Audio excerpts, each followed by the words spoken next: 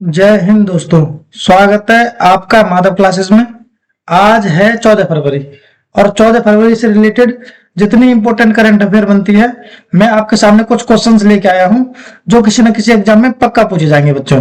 हमारा पहला क्वेश्चन है, भारत की पहली संगीतमय सड़क म्यूजिकल रोड का उद्घाटन कहाँ किया गया है?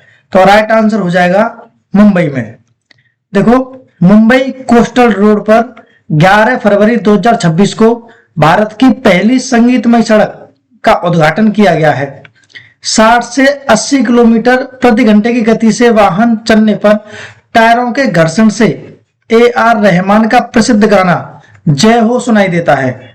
इसका उद्देश्य मनोरंजन के साथ साथ चालकों को गति सीमा के भीतर रहने के लिए प्रेरित करना है।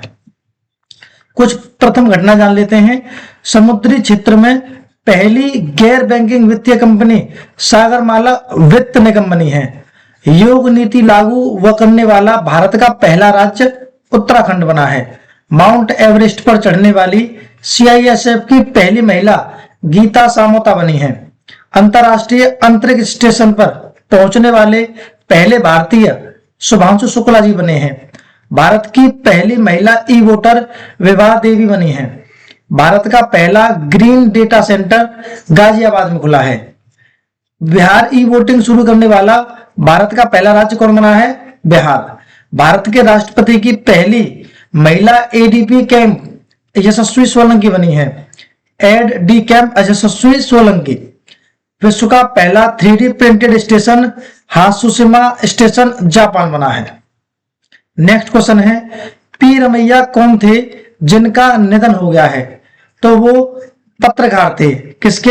हिंदू के, द हिंदू के पत्रकार। देखिए, 10 फरवरी को कर्नाटक विधान परिषद के पूर्व सदस्य और पत्रकार पी रमैया का निधन हो गया है। रमैया 50 सालों तक द हिंदू मीडिया ग्रुप का हिस्सा रहे और 1998 में इसके कर्नाटक ब्यूरो चीफ के तौर पर रिटायर हुए थे। रमैया ने कर्नाटक पत्रकार अकादमी, राज्य मान्यता अकादमी, राज्य मान्यता समिति, दूरसंचार सलाहकार समिति के मेंबर के तौर पर भी काम किया है। देखो, हाल ही में हुए कुछ निधन जान लेते हैं। मशहूर पत्रकार मार्क टली का निधन हुआ है। महाराष्ट्र के उप मुख्यमंत्री अजित पवार जी का निधन हुआ है। ट्रेड यूनियन नेता अनंत सुब्बा राव का निधन हुआ है। पूर्व भारतीय फुटबॉलर इलियास पासा का निधन हुआ है। पर्यावरणविद कीर्तिदा मेगानी का निधन हुआ है। मशहूर डिजाइनर वेलेंटिनो गारवानी जो इटली की हैं, इनका निधन हुआ है। प्रसिद्ध सिंगर और एक्टर प्रशांत तमांग का निधन हुआ है।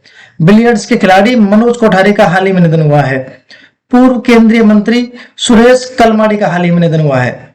नेक्स्ट क्वेश्चन है, दिल्ली मेट्रो का सबसे लंबा कॉरिडोर कौन सा बनने जा रहा है? तुम्हारा राइट आंसर हो जाएगा मेजेंटा लाइन। देखिए, दिल्ली मेट्रो की मेजेंटा लाइन लगभग 89 किलोमीटर के साथ नेटवर्क का सबसे लंबा कॉरिडोर बनने जा रही है। बॉटनिकल गार्डन से इंद्रलोक तक चलने वाली इस लाइन पर 65 स्टेशन और 21 इंटरचेंज होंगे।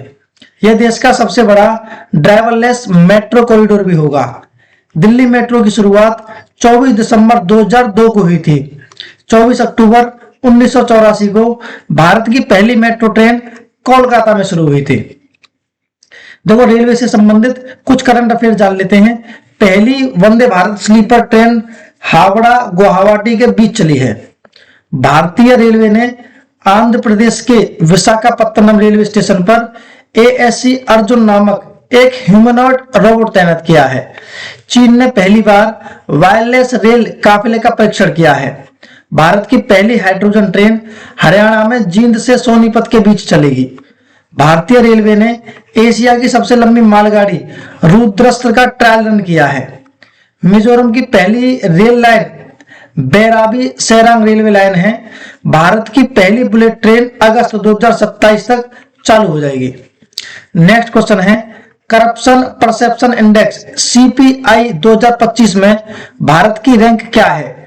तो राइट आंसर हो जाएगा 91st। देखिए, हाल ही में करप्शन परसेप्शन इंडेक्स CPI 2025 जारी किया गया है, जिसमें भारत को 91वीं रैंक मिली है। ये रिपोर्ट ट्रांसपेरेंसी इंटरनेशनल ने जारी की है। इस इंडेक्स में 182 देशों को रैंक किया गया है। भारत को 100 में से 39 अंक मिले हैं। पिछले साल 2024 की रिपोर्ट में इंडिया को 96वां स्थान पर आया था और 2024 में उसका स्कोर 38 था। देखिए, भ्रष्टाचार धारणा सूचकांक वैश्विक और क्षेत्रीय रैंकिंग में कुछ शीर्ष देश जान लेते हैं जो सबसे टॉप पे रहा है, मतलब यहाँ पर सबसे कम करप्शन है। तो पहला देश आया है डेनमार्क। डेनमार्क को 89 नंबर मिले हैं, जो सबसे लीस्ट करप्ट है, मतलब यहाँ पर करप्शन नहीं है, बहुत है तो बहुत कम के बराबर, सबसे लीस्ट। फिनलैंड का स्कोर 88 रहा है। तीसरे नंबर पर सिंगापुर है जिसका स्कोर 84 है।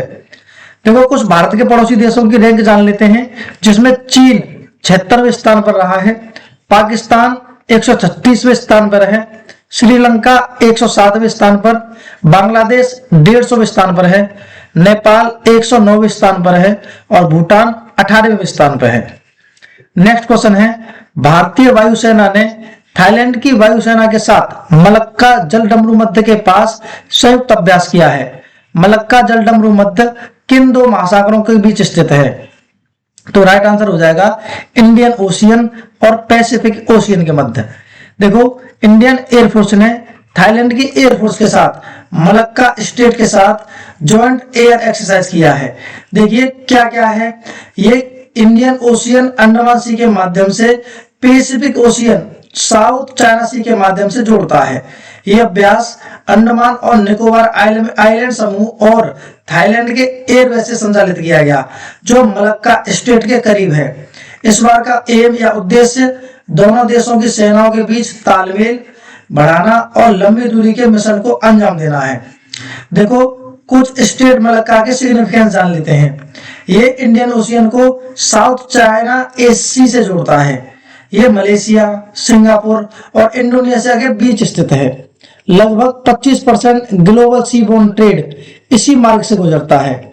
इसे वर्ल्ड का महत्वपूर्ण मैरीटाइम चेक पॉइंट माना जाता है, state of Malacca. Next question है, नए दिशा निर्देशों के अनुसार वंदे मातरम के कितने छंद अनिवार्य रूप से गाए जाएंगे? तो राइट आंसर हो जाएगा 6 छंद। देखो, मिनिस्ट्री ऑफ होम अफेयर्स ने राष्ट्रीय गीत वंदे मातरम के गायन को पहली बार विस्तृत प्रोटोकॉल जारी किया है। अब गवर्नमेंट इवेंट्स, स्कूल्स और फॉर्मल इवेंट्स में वंदे मातरम बजाना अनिवार्य किया गया है। यदि किसी कार्यक्रम में राष्ट्रगीत और राष्ट्रीय गान दोनों गाए जाते हैं तो पहले वंदे मातरम गाया जाएगा, उसके बाद राष्ट्रीय गान होगा। अब तक केवल पहले 2 छंद गाए जाते थे, अब सभी 6 छंद गाए जाएंगे। देखो, इसे गाने में करीब 3 मिनट और 10 सेकंड लगेंगे। जब यह बज रहा हो या गाया जा रहा हो तो सभी का सावधान अटेंशन मुद्रा में खड़े होना अनिवार्य है। देखो, राष्ट्रीय गीत बंकिम चंद्र चट्टोपाध्याय ने 1875 में लिखा था। ये 1882 में उनके उपन्यास आनंद मठ में प्रकाशित हुआ है।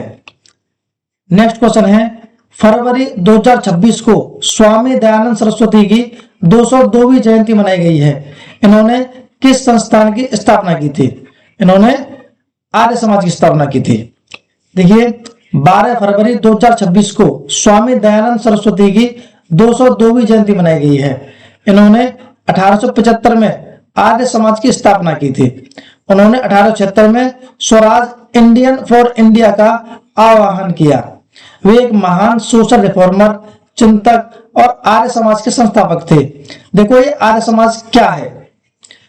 ये आर्य समाज एक हिंदू रिफॉर्म मूवमेंट है। इसका मुख्य उद्देश्य हिंदू धर्म में आई कुरीतियों जैसे अंधविश्वास, पाखंड को दूर करना और लोगों को वेदों के शुद्ध ज्ञान की ओर वापस लाना था। स्वामी दयानंद सरस्वती के बारे में पढ़ते हैं। इनका जन्म 12 फरवरी 1824 को टंकारा, गुजरात में हुआ था। इनका ओरिजिनल नाम मूल शंकर तिवारी है। इनकी मृत्यु 30 अक्टूबर 1883 को हो गई थी।